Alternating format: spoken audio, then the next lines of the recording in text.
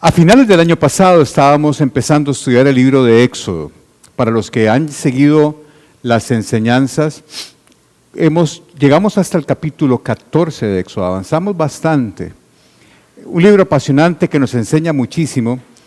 A finales del año pasado conocimos la historia de cómo nació Moisés, cómo fue que terminó en el palacio de Faraón, siendo un príncipe de Egipto. Entendimos y estudiamos también el tiempo que los 40 años los pasó en el palacio y los otros 40 pastoreando las ovejas ajenas del suegro en el patio trasero del desierto de Madián, 40 años.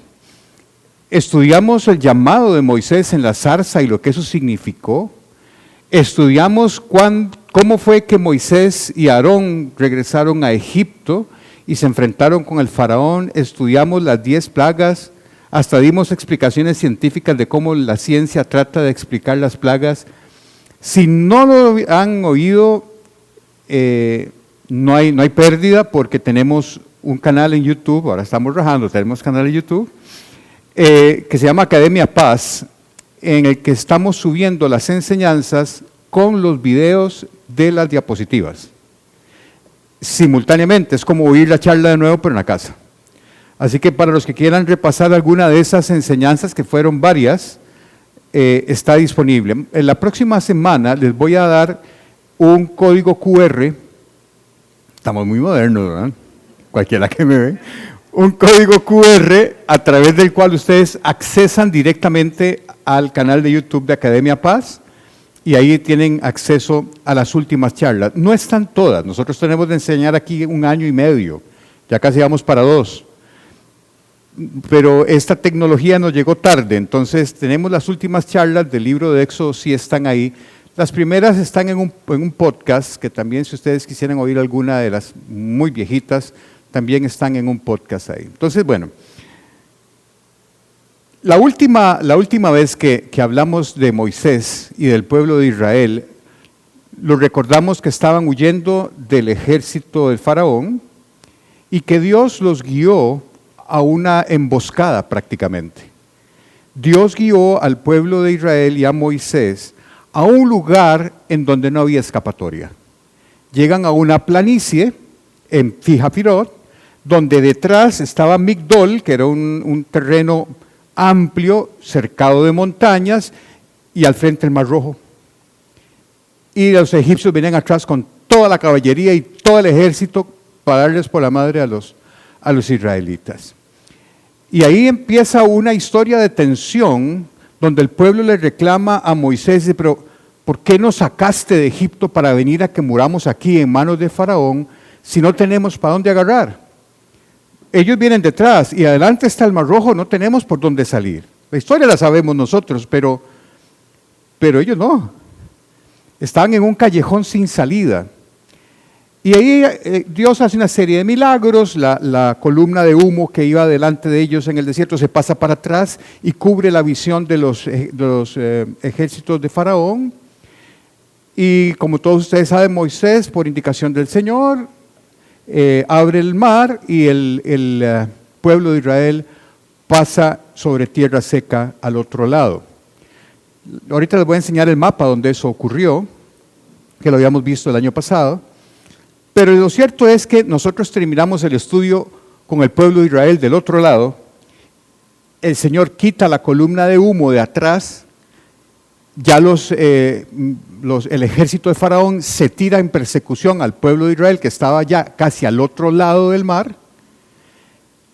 Dios cierra las aguas y se mueren todo el ejército, los mejores carros, los mejores hombres de Faraón y mueren ahí en el Mar Rojo. Ahí terminamos y ahí es donde empezamos hoy. La enseñanza de hoy le puse los primeros pasos en el desierto, porque son los primeros pasos que va a dar el pueblo de Israel ya libre del faraón y de su ejército. Ya cruzaron el Mar Rojo. Y lo que viene de ahora en adelante es una travesía guiada por Dios que tiene enorme cantidad de enseñanzas para nosotros hoy. Mucha aplicación práctica vamos a encontrar. Siento que se bajó el volumen de esto. ¿Se oye bien? Ahora sí. Mejor lo bajan. Así está bien. Así está bien. Bien, cuando el pueblo de Israel llega al otro lado del Mar Rojo, Moisés le pide al pueblo que entonen un cántico de alabanza al Señor. Y eso es lo que ocurre en el capítulo 15 que vamos a estudiar hoy, al principio del capítulo 15. Dice así el texto, del versículo 1 al versículo 3. Entonces Moisés y el pueblo de Israel entonaron el siguiente cántico al Señor. Cantaré al Señor porque ha triunfado gloriosamente. Arrojó al mar, al caballo y al jinete. El Señor es mi fuerza y mi canción. Él me ha dado la victoria. Él es mi Dios y lo alabaré. Es el Dios de mi Padre y lo exaltaré. El Señor es un guerrero, Yahvé es su nombre. Y ahí sigue más el cántico más adelante. Vean ustedes, y esto es para aplicación nuestra, cuando ustedes ven la mano de Dios a su favor, como lo vio ellos con un milagro portentoso de abrir el mar, brota de natural la alabanza cuando usted reconoce que Dios está a su favor. Pero somos de mente corta, nos pasa el síndrome de Dory. Rápido se nos olvidan las bendiciones de Dios.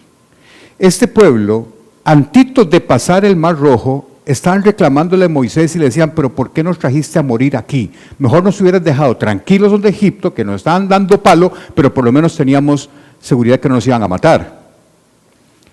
¿Ven ese milagro portentoso de Dios en su vida? Y cambió la actitud de todo el pueblo. Todo el mundo lo alaba, todo el mundo lo adora, todo el mundo reconoce su poder, todo el mundo reconoce lo que Dios hizo por ellos, pero ahorita se les vuelve a olvidar. Y yo creo que nosotros a veces somos muy rápidos en juzgar al pueblo de Israel, pero a nosotros nos pasa lo mismo. Nos pasa muy frecuentemente, no solo lo mismo, nos pasa cada rato.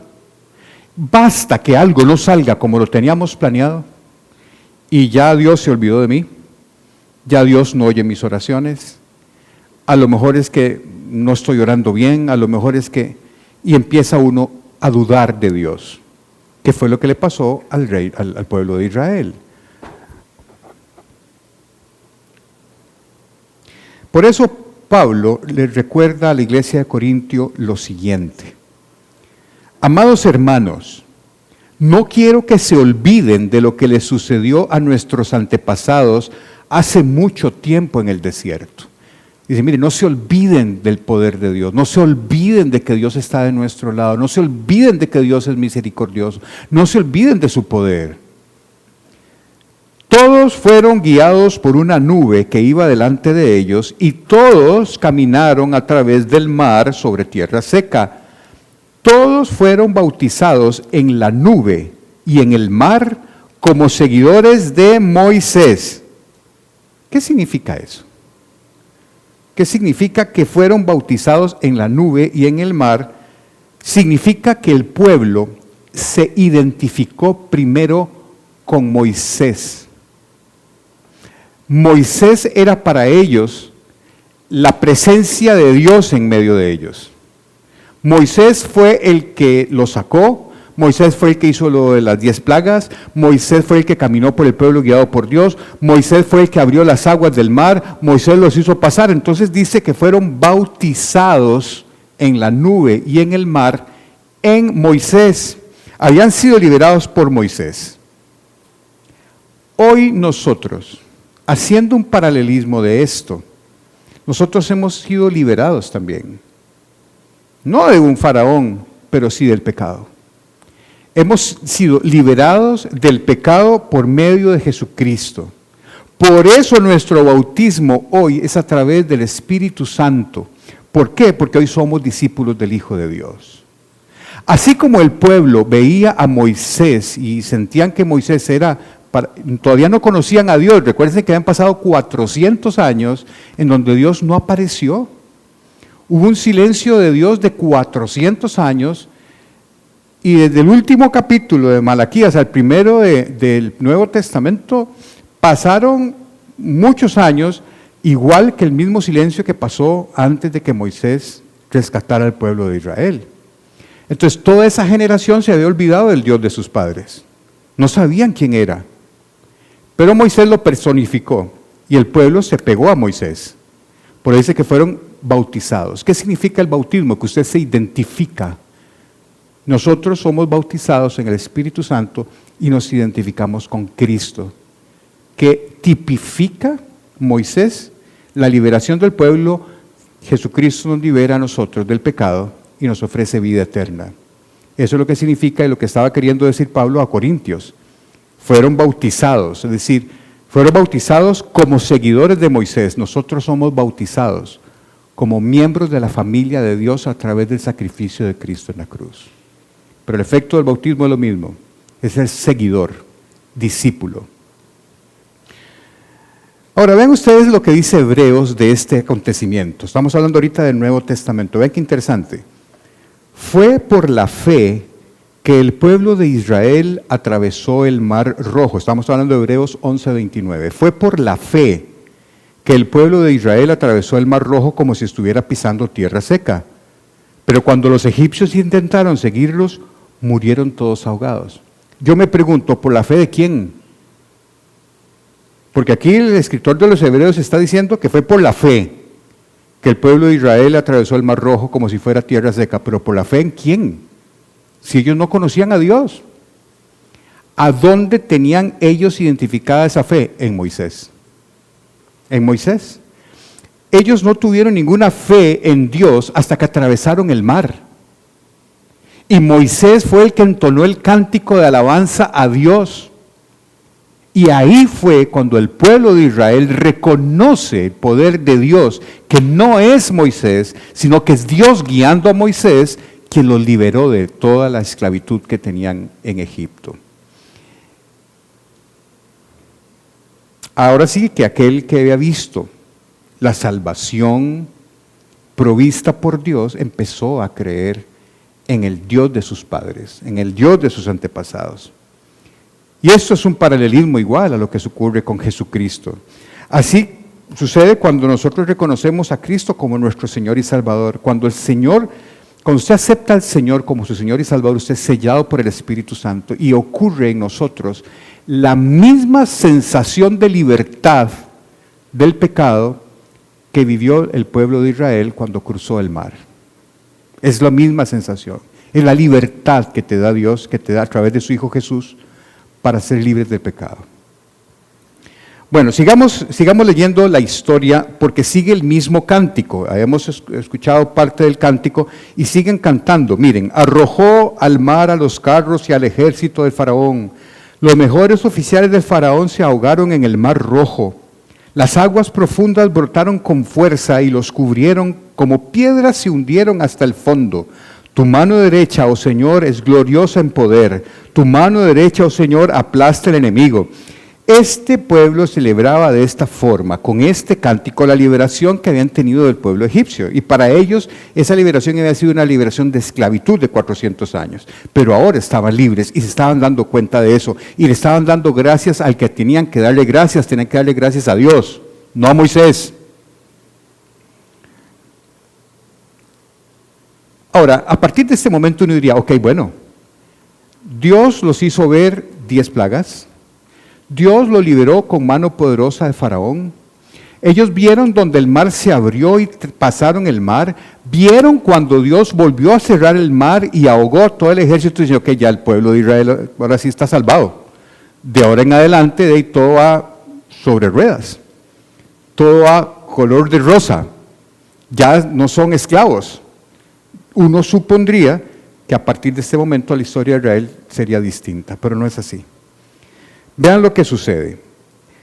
Después de este cántico, que todavía sigue un poco más, pero no lo vamos a leer, Dios hace o le dice a Moisés que caminen por el desierto durante 3 días. Y ahorita les voy a enseñar un plano, un mapa, durante 3 días. Y adivinen qué sucedió. ¿Qué pasa cuando usted camina por el desierto 3 días? Era una multitud. Más o menos los historiadores y los teólogos calculan que pudieron haber salido unas 2 millones de personas de Egipto. No solamente iba el pueblo de Israel, iban colados de otros pueblos que habían visto los milagros, hasta mismos egipcios iban con ellos, pero llevaban mucho ganado, llevaban muchas ovejas y mucho ganado, y durante 3 días después de cruzar el Mar Rojo, caminaron por el desierto. ¿Qué les dio? De sed. Sed. Ninguna persona que va a internarse en el desierto no va a llevar agua potable. Y todo el mundo lleva sus. En aquel tiempo eran como botas donde transportaban el agua, pero es que eran muchos y mucho ganado.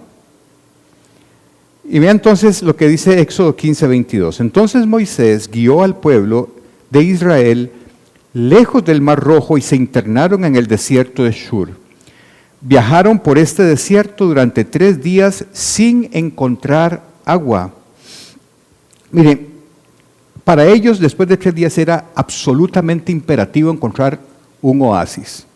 Era necesarísimo encontrar agua, si no se estaban ahogando, ellos y sus animales. Vea, es interesante esto. ¿Qué animales eran los que podían ustedes imaginarse que llevaba Moisés en el desierto? Aparte del ganado, de las ovejas y las cabras, ¿cuál es el animal de carga por excelencia en el desierto? Ustedes sabían que los camellos no salen sino hasta después del siglo XII. No habían camellos en la época de Moisés, eran asnos. Lo que llevaban la carga eran asnos. ¿Y sabe cuánto dura un asno por el desierto cargando sin necesidad de tomar agua? 3 días. O sea que al tercer día hasta los asnos estaban muertos de sed y ya no podían seguir más adelante. En el camello se encuentra solo ocasionalmente, en ocasiones antes del siglo XII, antes de Cristo. Los burros eran los que estaban ya llegando al límite de cansancio y de sed y necesitaban agua. Vean, pasemos a la siguiente. El pueblo de Israel sale de Egipto por el Golfo de Suez, por el Canal de Suez. El Mar Rojo se divide aquí en 2, en el Golfo de Acaba y en el Golfo de Suez, delimitando la península del Sinaí. Aquí está Egipto y el pueblo de Israel pasa el Mar Rojo, donde se abre el mar, es en esta punta, cerca de Suez, por eso se llama el Canal de Suez o Golfo de Suez. Por aquí pasa. Y Dios, recuerden ustedes que yo les había explicado la vez pasada que la forma de llegar a Canaán más rápida era por arriba. ¿Lo ven? Aquí está Canaán. Esto se llama la vía marítima porque está al lado del Mediterráneo. Pero Dios no los mandó por ahí. Por 2 razones. La principal es que esto era tierra filistea, que eran los principales enemigos de Israel. No hubieran llegado vivos a Canaán. Y la segunda razón es porque este viaje a través del Sinaí era un viaje de educación para su pueblo. Dios iba a aprovechar este viaje para preparar a su pueblo para que cuando llegara a la tierra prometida pudiera conquistarla. Se necesitaba una preparación del pueblo de Israel. Eran esclavos, no eran una nación. No sabían comportarse como nación. 400 años de esclavitud eran esclavos. Y Dios estaba haciendo nacer una nación teocrática de ellos. Y no podía meterlos a Canaán así. A veces nosotros queremos llegar a nuestro objetivo muy rápido. Dios nos dice, no, por ahí no, vayan a dar una vuelta más larga. Y dicen, ¿pero por qué? Porque usted no va a ser el mismo cuando llegue allá. Si usted da la vuelta más larga, se va por la parte más corta. A veces Dios te hace pasar por diferentes pruebas, circunstancias, para que tu carácter se fortalezca, para que cuando venga el milagro sea de bendición. Un milagro anticipado en tu vida, si usted no está preparado para recibirlo, puede no tener el resultado que debería de tener. Y muchas veces Dios nos retrasa un poquito la bendición para que cuando venga realmente sea de bendición para tu vida. Y eso fue lo que pasó con el pueblo de Israel. La ruta más larga era por aquí, pero como vamos a ver en los estudios siguientes, era necesarísimo que eso ocurriera. Porque el pueblo que salió de aquí y que llegó acá 40 años después no era el mismo. Era un pueblo que necesitaba pasar por el desierto. Era un pueblo que necesitaba pasar por pruebas. Era un pueblo que necesitaba ver el poder de Dios cuidándolos y guiándolos. Era un pueblo que cuando llegó aquí, era un pueblo diferente de cómo salió.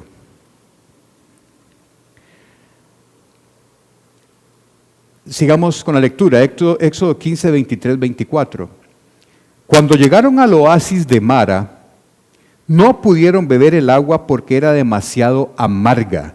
Por eso llamaron al lugar Mara, que significa amarga. Pasemos la siguiente diapositiva, por favor. Este es el desierto de Shur. Los egipcios venían de aquí, pero los israelitas venían de aquí, de la parte de Ramsés, en Egipto, pasan el Golfo de Suez por acá, y entonces dice la palabra, lo que acabamos de leer, que Dios los hizo caminar a través del desierto de Shur hasta llegar a Mara. Este lugar, Mara, en realidad así es como bíblicamente es nombrado, pero en realidad ese oasis se llamaba Ain Azaraf o Ain Awará, que era un oasis que estaba en ese punto. Estaba situado más o menos 75 kilómetros al sudeste de Suez, de aquí. Habían caminado 75 kilómetros al sureste y más o menos a 11 kilómetros de la costa del Golfo de Suez. Ahí estaban. Como el suelo de esa región está cargado, pero cargado de carbonato de sodio, esa agua era amarga, no era bebible, no se podía tomar. Entonces ahí viene la primera referencia bíblica del alegrón de burro. Es decir, llegan, se encuentran un montón de agua y no se puede tomar. Vea lo que sigue diciendo Éxodo 15, 23, 24. Entonces la gente se quejó y se puso en contra de Moisés. Hace 3 días lo alababan. Hace 3 días Moisés era lo más carga del mundo y alababan al Señor por su poder y su protección y su amor y todo lo que hizo. Y 3 días después tenían sed. Llegan a donde hay agua y el agua no es tomable. Y se les olvidó todo lo que Dios ha hecho. Se les olvidó lo de las plagas, se les olvidó lo del mar rojo, se les olvidó lo del ejército del faro, se les olvidó todo, hasta el cántico. Miriam, la hermana de Moisés, cantando con una pandereta al otro lado feliz, dándole gracias a Dios, y 3 días después todo el pueblo le critica a Moisés y critica a Dios. Miren, como les decía al principio, es fácil criticar a los israelitas, pero nosotros hacemos lo mismo. Hacemos exactamente igual, no cambiamos. Se nos tuerce algo, no nos sale como queríamos y empezamos la quejadera. Una vez se lo dije a Roberto, cambie la queja por gratitud y verá cómo la atmósfera cambia totalmente. Cambie la queja por gratitud. Y en ese momento la atmósfera en la que usted está cambia. Es totalmente otra. Bueno, entonces dice que la gente se quejó y se puso en contra de Moisés. ¿Qué vamos a beber? Nos estamos palmando de sed, ya las ovejas no caminan, ya ni leche ponen ni nada. ¿Qué hacemos? En este momento el pueblo dependía absolutamente de lo que Moisés hiciera. Moisés era para ellos como el papá. Y todo lo que hiciera Moisés, ellos iban de acuerdo. Entonces Moisés se comportó como un padre para la nación. ¿Y qué hizo? Y buscar una solución. Pero una solución no humana, porque no había solución humana para esto. Hay momentos en la vida en que usted se va a encontrar con cosas que parecen una muralla inquebrantable y que no hay fuerza humana, ni a usted se le ocurre ninguna cosa como para poder pasar por ahí. Y ese era un momento de esos. El pueblo tenía 3 días de estar caminando por el desierto, con hambre, con sed, y encuentran agua y no se puede tomar. Es francamente fuera de cualquier posibilidad humana. Entonces, ¿qué hizo Moisés? De buscar lo sobrenatural. Y oró a Dios. Eso nos tiene que enseñar a nosotros que cuando usted va a perseguir un milagro, como lo voy a ver ahora, usted tiene que hacer todo lo que esté en su mano para perseguir ese milagro. Pero va a llegar un momento en donde usted va a decir, ya de aquí no puedo pasar más. Ya hice todo lo humanamente posible por lograr que esto se me diera y ya aquí hay una muralla que no puedo pasar. Ya hice lo humanamente posible. Doble rodillas y Dios va a hacer lo imposible. Siempre es así. Los milagros no caen del cielo si no hay un esfuerzo genuino suyo por alcanzarlo. El milagro es meter la mano en el mundo espiritual y traérselo para el mundo natural. Pero usted tiene que meter la mano. Jesús lo ejemplificó muy bien. Vean, cada vez que Jesús iba a hacer un milagro, pedía la participación de la persona que iba a recibir el milagro. Y si estaba muerto, pedía a los demás que le ayudaran, como cuando resucitó a Lázaro. Cuando Jesús llegó a la tumba de Lázaro, que tenía una piedra de este vuelo, tapando el sepulcro, ¿ustedes creen que Jesús necesitaba que alguien le moviera esa piedra para resucitar a Lázaro? No. ¿Pero qué fue lo que Jesús hizo? Muevan la piedra. Pero, ¿cómo? Si tiene 4 días de muerto, debe estar oliendo horrible aquello, de estar podrido. Muevan la piedra. La movieron y el milagro ocurrió. Los amigos que llevaban al paralítico y que lo metieron por el techo, ¿se acuerdan? Ok. ¿Ustedes creen que Jesús necesitaba ver al paralítico ahí para sanarlo si quisiera? No. Se requería del esfuerzo de los amigos que lo metieran por el techo para que hicieran el milagro. O sea, Dios siempre va a pedir tu participación en tu milagro. Le toca a usted buscarlo, luchar por él y confiar de que cuando llegue el momento en donde humanamente ya usted no puede hacer algo, Dios va a abrir la puerta. Dios va a abrir la puerta.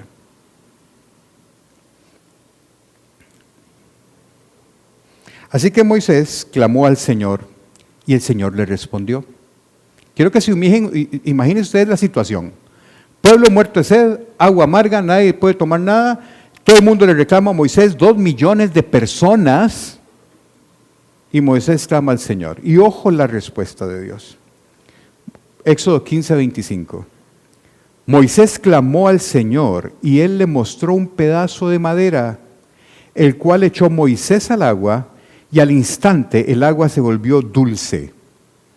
En ese lugar el Señor los puso a prueba y les dio una regla como norma de conducta. Miren, aquí hay una enseñanza profundísima para nosotros. Nosotros a veces queremos que Dios nos haga el milagro de la forma en como nosotros lo imaginamos que debería de ser. ¿Qué hubiese uno pensado que Dios pudiese haber hecho para resolver el problema de la sed de su pueblo?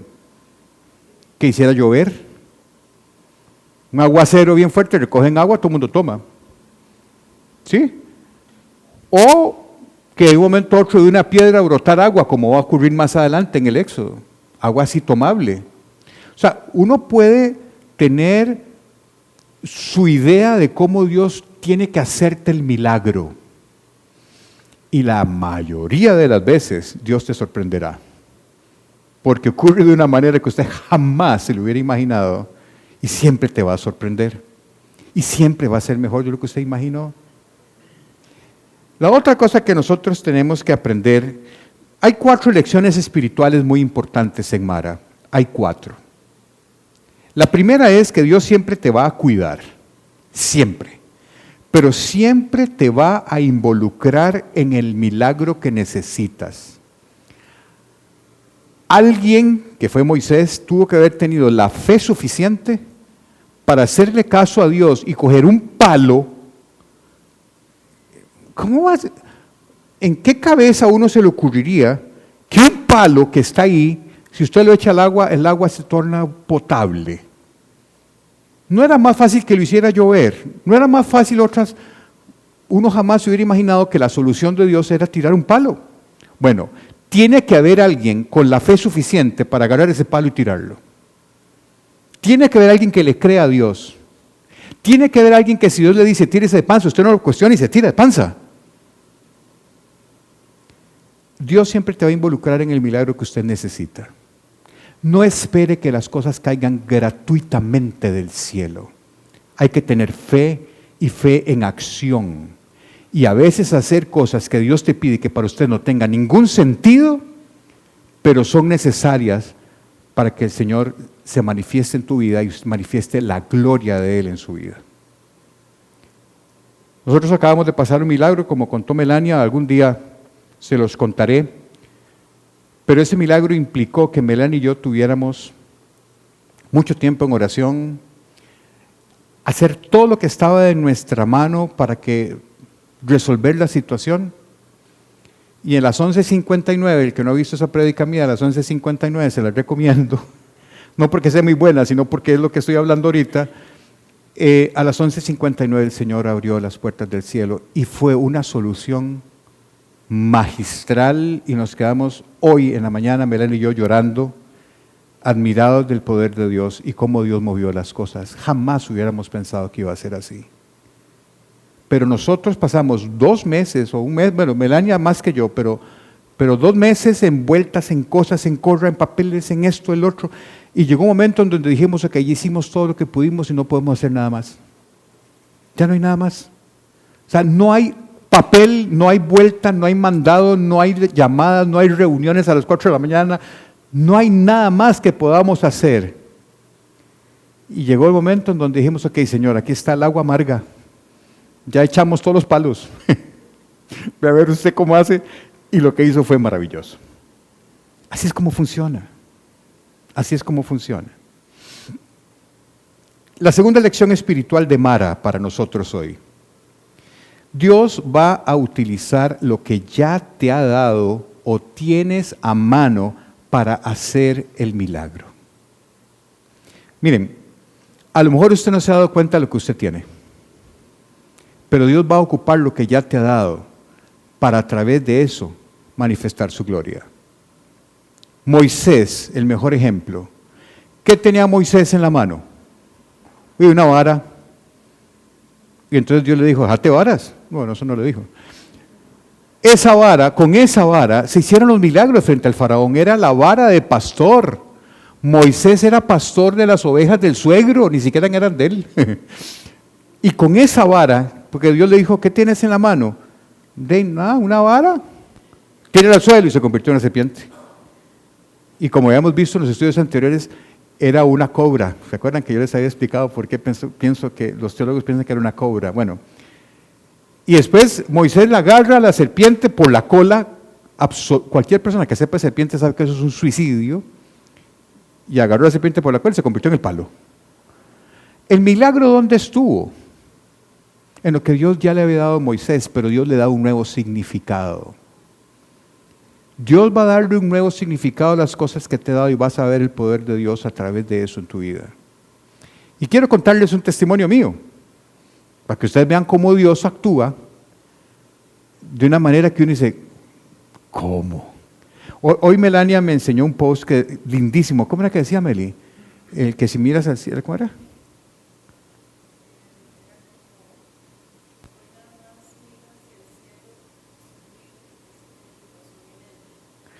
Sí, algo así.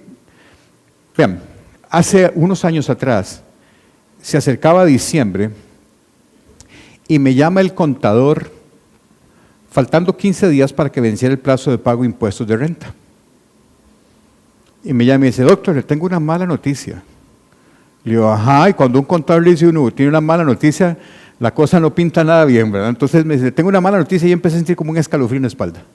Y le digo, ¿qué pasa? Me dice, mire, es que ya se acerca la tributación. Le digo, sí, ya hay que pagar, pongámosle un número, 100 pesos.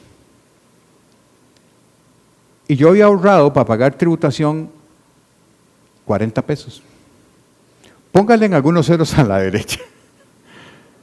Y decía, pero ¿cómo me estás avisando 15 días antes que tengo que ver de dónde acarro 60 pesos para completar lo que tengo para pagar impuestos de renta? Porque no me avisó antes. ¿Ves, doctor? Es que le fue muy bien. Le dije, sí, pero maestro, o sea, me fue muy bien, pero ahora me están matando. O sea, ¿cómo? Era mucho dinero.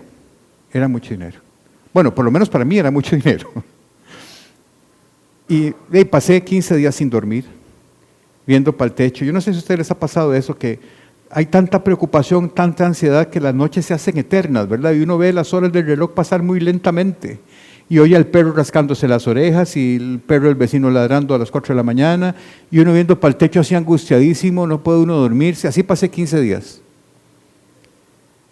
2 días antes de que venciera el plazo para el pago de impuestos de renta, ya yo no sabía qué hacer. Me suena el teléfono, estaba yo en el consultorio, me suena el teléfono de mi secretaria, doctor, lo llaman del Banco Popular. Yo nunca nunca contesto llamadas de bancos porque es para ofrecerte tarjetas y esas varas. Y yo no tengo nada con el Banco Popular. Hermano, no sé ni dónde queda. No sé por qué le dije a mi secretaria, páseme la llamada. La verdad no sé por qué. Porque habitualmente le he dicho, no, dígale que no estoy. No digo eso, yo no estoy ocupado, no puedo atenderlos ahora. Me pasa la llamada y me dice una voz de un muchacho, hola doctor, ¿cómo está? ¿Bien usted? Mire, llamo del departamento de pensiones del Banco Popular. Y ella me va a clavar con una pensión. Y le digo, sí, ¿en qué le puedo servir? Me dice, es que nosotros tenemos un dinero suyo aquí, de que necesitamos ver qué va a hacer con él. Y yo, mire, yo creo que se equivocó. Yo me llamo Alejandro Villalobos Castro. Sí, usted. Número de cédula, tal. Sí, es usted. Y yo, mire, pero yo creo que se equivocó porque yo nunca he tenido nada con el Banco Popular y de Desarrollo Comunal. Y le digo, mire, me dice, no, pero sí, usted tiene aquí una pensión complementaria. Digo, ¿quién se habrá muerto en mi familia que me heredó una pensión? Y digo, ajá, ¿y de dónde? Y me dice, ¿es que usted algún día trabajó con la caja? Y yo, sí, yo trabajé con la caja 15 años. Ah, ahí está, me dice.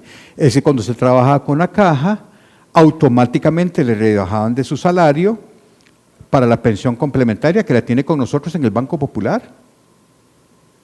¿En serio? Sí, en serio. Y yo tengo 22 años de no trabajar con la caja. Me dice, pero es que esa plata sigue generando intereses, entonces va ganando intereses sobre intereses, interés sobre interés. Y usted tiene en este momento aquí 100 pesos. Ah, no, perdón, 60 pesos. Yo, ¿cómo? Sí. Y le digo, ¿y qué tengo que hacer yo con esa plata? Lo que usted quiere, si quiere la viene y la saca. Claro, ya voy para allá. Le dije a mi secretaria, cancéleme la consulta y jalé para el Banco Popular. Y llegué yo con mi cédula, mire, necesito retirar. Me dice, vea, es que no son 60 pesos, son 62 pesos. Y le digo, ah, bueno, ahí mejor. Y le digo, ¿y tengo que retirar todo? No, usted retire lo que quiera. Bueno, hagamos una cosa. Deme los 60 pesos y esos 2 pesos déjelos ahí, ganando intereses.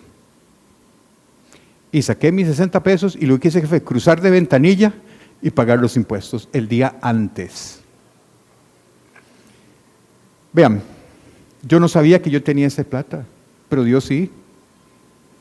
Yo oré tanto porque no sabía qué hacer, era demasiado angustiante. Para mí ese momento fue, yo creo que las caras que tengo, muchas salieron en ese momento, porque no sabía qué iba a hacer. Y yo tenía esa vara ahí y no sabía para qué servía, ni siquiera sabía que la tenía en la mano, pero Dios sí. Vea, yo jugué lotería, tengo que confesar ese pecado. No es que jugar lotería sea pecado, pero confié más en la lotería que en Dios. Qué vergüenza, ¿verdad? Uno en esos momentos hace estupideces. Y bueno, uno deja de confiar en Dios cuando a usted se le acaban las posibilidades, ¿es cierto, no? Uno empieza a dudar de Dios cuando Dios no tiene más posibilidades. Mientras usted tenga un plan B, usted está tranquilo. Pero si usted no tiene plan B, ¿a dónde está tu fe? Tu fe se pone de manifiesto cuando ya no hay plan B. Y bueno, yo no tenía plan B, ni C, ni D, no tenía nada. Y bueno, bendito sea Dios, el Señor me dio los recursos que yo no sabía que tenía. Y pasé 15 días, y cuando eso pasó, yo, chará, 15 días sin dormir. Bueno, eso me ha ido enseñando cosas, muchas cosas. Y muchas otras cosas que el Señor ha hecho en mi vida han hecho que la persona que yo sea hoy y la fe que yo tenga hoy no es la misma que tenía hace 10 años. No es la misma. Esa es la finalidad de por qué Dios hizo pasar al pueblo de Israel por toda la península del Sinaí. Porque necesitaba personas diferentes. Necesitaba personas distintas que creyeran en Dios, que tuvieran fe, que vieran su poder, para que cuando llegaran a la tierra prometida, cumplieran el propósito que Dios tenía para ellos. La tercera lección espiritual que Mara nos enseña, al igual como les dije que lo hizo Dios con los israelitas, Dios utiliza pruebas para hacer crecer nuestra fe. Una prueba no es lo mismo que una tentación, son cosas diferentes. Dios no tienta a nadie, la tentación viene del enemigo. Pero pruebas son eventos que Dios permite que pasen en tu vida para que usted pueda a través de ese evento ver la mano de Dios y que su fe crezca. El evento del agua de Mara es un evento deseado por Dios para su pueblo, por eso los metió por esa ruta. Él sabía que iban a llegar a Mara y él necesitaba que ese pueblo llegara a Mara. ¿Por qué? Porque la fe de ese pueblo tenía que empezar a forjarse y la única forma de forjar fe es a través de las pruebas. La prueba es el gimnasio donde la fe crece. Si nosotros no tuviéramos que enfrentar pruebas, nuestra fe sería planita, planita, planita y debilita, debilita, debilita. Pero muéstreme a una persona con una fe robusta y yo le puedo garantizar que detrás de esa persona hay un montón de pruebas que ha tenido que pasar. Un montón de pruebas que ha tenido que pasar. Dios te da una medida de fe, a todos nos da una medida de fe a través del Espíritu Santo. Pero son las pruebas que Dios permite en tu vida para que tu fe crezca. Si no, no hay crecimiento de fe. Este pueblo no fue el mismo después de pasar por Mara. No fue el mismo.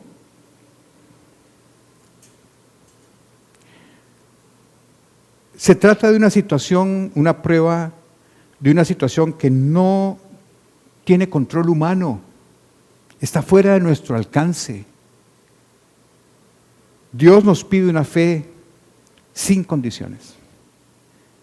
Tenemos que tener la confianza de que Dios nos cuida, de que Dios no se ha olvidado de nosotros, que Dios en medio de las circunstancias difíciles está ahí. Por eso tenemos que ser agradecidos en todo momento, como dice Pablo. No estamos agradecidos por las circunstancias que nos están asfixiando.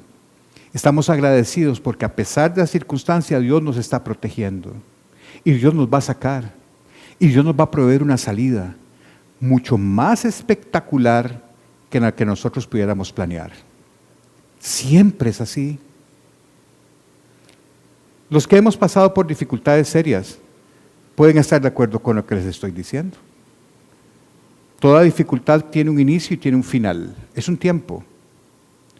Ese tiempo a veces nos hace eterno, porque es muy doloroso, a veces es muy difícil.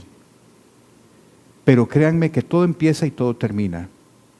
Y la forma como usted termine va a depender de la forma como usted pase por él.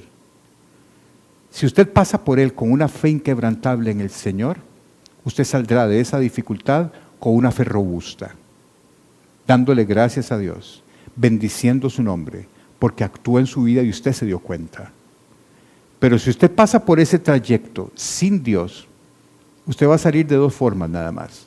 O igual que como entró, y a charita, como decía mi abuela, la dificultad no sirvió para nada en su vida. O peor que como entró, deprimido, sin esperanza. Y eso probablemente es el resultado de caminar ese tiempo sin Dios. Cuarta lección espiritual de Mara. Todo milagro, y acuérdense de eso, todo milagro encierra en sí mismo una enseñanza. Todo milagro que Dios haga en su vida tiene una enseñanza para usted.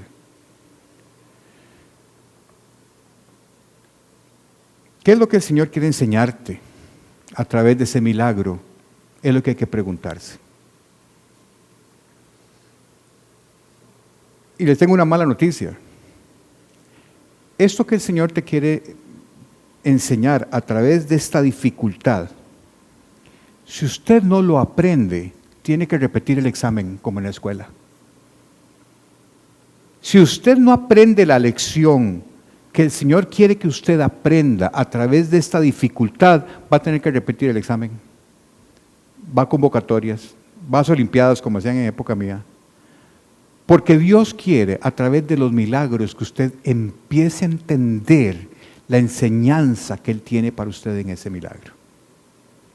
Por eso Dios tiene muchos epítetos en el Antiguo Testamento, muchos nombres. Porque dependiendo de la experiencia que la persona había tenido con Dios, así lo llamaban. Por ejemplo, en este texto, como vamos a ver más adelante, es la primera vez que a Dios se le dice Rafá, Yahvé Rafá, el sanador? Y ahorita les digo por qué. Bien, al final de cuentas, ¿el Señor puso a prueba al pueblo de Israel en Mara? Sí, y no lo digo yo, lo dice la palabra, Éxodo 25, versículo 25. En ese lugar el Señor los puso a prueba y les dio una regla como norma de conducta. Es decir, los puso a prueba, les hizo un milagro y les dio una enseñanza. Es lo que hace Dios con los milagros modernamente. Te pone a prueba, se glorifica en tu vida dándote el milagro y además te da una enseñanza. ¿Cuál fue la norma de conducta? ¿Cuál fue la enseñanza que Dios quiso darle a este pueblo? Sigue diciendo el texto, les dijo, yo soy el Señor su Dios. Si escuchan mi voz y hacen lo que yo considero justo, y si cumplen mis mandamientos y estatutos, no traeré sobre ustedes ninguna de las enfermedades que traje sobre los egipcios. Yo soy el Señor que les devuelve la salud. Y en el texto original yo soy Yahvé Rafá. Para los que ustedes hayan oído, Yahvé Rafá, Jireh, etc. Rafá es el Dios que sana. Esta es la primera epíteto que se utiliza para referirse a Dios y lo usa él mismo con él. Yo soy Yahvé Rafá, el que sana. Y yo te pregunto, sabiendo que Mara representa un lugar de amargura, representa una prueba, que Israel lo soportó y recibió la provisión de Dios y fue obtenida por un milagro, eso ocurrió en Mara. ¿Cuál es tu Mara hoy?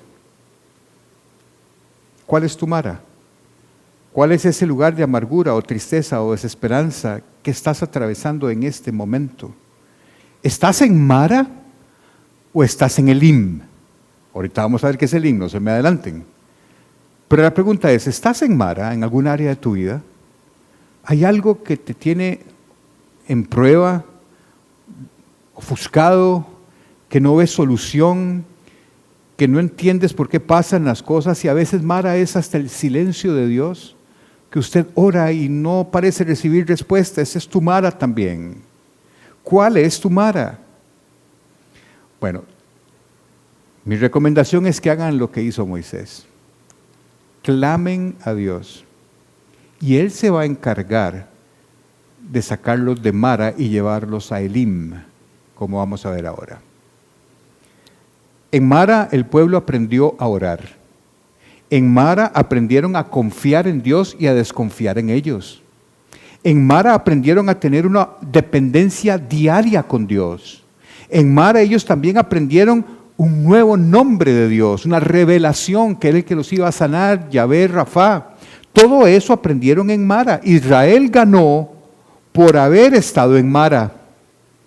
Israel ganó por experimentar el poder de Dios en Mara. Israel ganó por ser educados por Dios en Mara. Eso es lo que Dios quiere en el Mara en el que usted está hoy. De ahí te va a sacar. Es que Dios te va a sacar de ahí. Pero es necesario que pases ahí para que conozcas al Dios que tienes. Usted no va a poder conocer a Dios de la forma como Él quiere que usted lo conozca si usted no pasa por Mara. No es posible. La imagen que usted tenga de Dios va a depender de su relación con Él. Si usted no pasa por Mara y no pasa por ese tipo de momentos, Dios no se va a manifestar en tu vida, o por lo menos no lo vas a ver manifestado en tu vida como Él lo necesita y lo quiere para nuestro bien. Es que es para nuestro bien.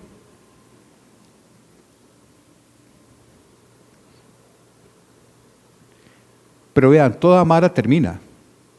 Todo tiempo en Mara termina. No es eterno. Vean lo que sigue diciendo Éxodo 27, 15-27. Después de salir de Mara, ven que salieron. Ya todos comiditos, con buen agua. La leche de las vacas y de las cabras a toda madre, queso y turrialba y todo lo que usted quiera, ya estaban produciendo otra vez. Todo el mundo muy contento, salen de Mara. Jeffrey, te voy a pedir que me pongas, más atrás hay un plano en una sola diapositiva donde está, enseñé Mara. Si me lo devuelve, ahí correcto. Calidad de Noé. Estamos todas. Después de salir de Mara, los israelitas viajaron hasta el oasis de Elim. O sea, siguieron bajando por la península del Sinaí. ¿Ok?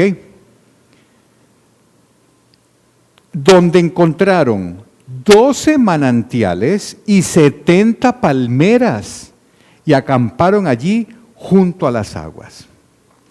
Miren, cuando yo leí esto, de que después de Mara se encuentran ese spa de 5 estrellas, me vino a la mente el Salmo 35.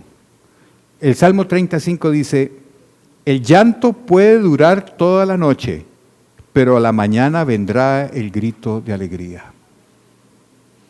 Podrás estar pasando un mar en este momento, pero eso va a acabar. Y Dios te va a llevar a Elim, a un lugar maravilloso, un lugar de provisión, representado por las 12 fuentes de agua y 70 palmeras. Pero vean ustedes un detalle muy interesante. Ese era el spa al cual Dios lo llevó después de pasar por Mara. Pero ahí no pasó ninguna revelación de Dios. En Elim, Dios no dio ninguna revelación a su pueblo, ni dio ninguna enseñanza, ni se reveló a ellos. Eso ocurrió en Mara. Ocurrió en el momento de la prueba. Dios se va a manifestar en tu vida en el momento de tu prueba, no en el momento del Elim. En el Elim es cuando saliste de la prueba dando gracias a Dios y Dios te va a llevar a un campo verde hermoso lleno de palmeras y de 12 fuentes. Pero ahí no esperen encontrar la revelación de Dios. La revelación de Dios no se encuentra en el Elim. La revelación de Dios se encuentra en Mara. Y lo que Dios quiere que usted aprenda de Él es en Mara, no en el Elim. Recuerde, siempre hay hoy un lugar como Mara en la senda de la vida. Foto a esto, porque eso es pura inspiración de donde me senté yo a escribir esto. Siempre hay hoy un lugar como Mara en la senda de tu vida, siempre. Pero mis queridos amigos y hermanos en Cristo, también hay otro lugar como Elim. Y Dios te va a llevar allá después de pasar por Mara. Después de pasar por Mara. Hoy estoy viviendo un Elim en mi vida personal. Pero pasé por un Mara que no se lo deseo a nadie. Pero ese Mara el que yo pasé me hizo estar aquí hoy. Ese Mara que yo pasé me permitió conocer a un Dios que me levantó de donde yo estaba, me sanó, me restauró, se devolvió por mí, me llevó a su redil, me curó todas las heridas, sentí su amor y su protección en un momento dado, y cuando ya yo podía caminar solito, me dijo, ok, vas y vas a enseñar mi palabra. Y aquí estoy. Pero yo estoy aquí en mi Elim hoy porque pasé por un Mara. Aprovechen el Mara que tienen que pasar ustedes. Aprovechenlo. No con desesperanza, sino con fe. No con derrotismo, sino con la seguridad de que Dios está al control y que todo lo que ustedes están pasando es para su bien, que a Él no se le escapa nada. Dice el Salmo 121, 23, no me acuerdo cuál. No duerme ni se adormece el que cuida de su pueblo. Él conoce absolutamente a la perfección tu situación. No le es extraña, pero Él necesita llevarte a Mara para darte ahí una revelación de quién es Él y que usted empiece a caminar con el Dios que se le ha revelado en Mara para que te lleve a Elim. Solo espero que hayas aprendido de tu estadía en Mara. Muchas gracias. Vamos a orar. Padre, en el nombre de Jesús, Señor,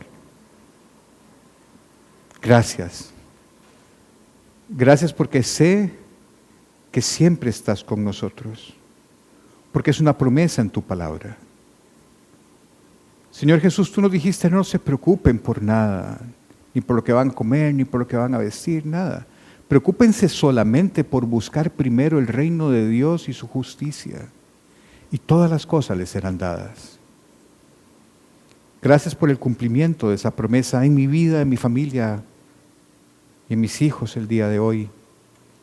Pero también, Señor, gracias por el Mara, porque no estamos dando gracias por el momento de prueba, por la dificultad que nos sofoca, por el momento que nos oprime, sino que te estoy dando gracias, Señor, porque a pesar de la prueba, tú estás en medio y te vas a revelar en nuestra vida y vamos a ver tu mano moviéndose a nuestro favor y saldremos de Mara con una fe robusta, porque te hemos conocido en medio de la prueba. Señor, que tu Espíritu Santo nos traiga convicción de nuestra fe. Que tengamos la seguridad de que tu palabra es cierta, que eres fiel, que no te olvidas de tu pueblo, que nos conoces por nombre propio, que sabes lo que estamos pasando, pero solo tú tienes la salida correcta. Hoy te pedimos, Padre, si hay milagros que necesitamos ver hoy aquí en medio de nosotros, Padre, que ocurran. Abre los cielos. Te buscamos con fe, sabiendo que hay momentos en donde nuestras posibilidades humanas ya no dan más. Y ahí veremos tu mano gloriosa moviéndose a nuestro favor. Padre, que salgamos de Mara bendiciéndote y alabándote, reconociéndote como nuestro Señor y Salvador, sabiendo que fuera de ti no hay salvación, sabiendo que en ti hay esperanza, sabiendo que en ti, Señor Jesús, hay vida eterna. Haz que pasemos por Mara y veamos tu mano actuar.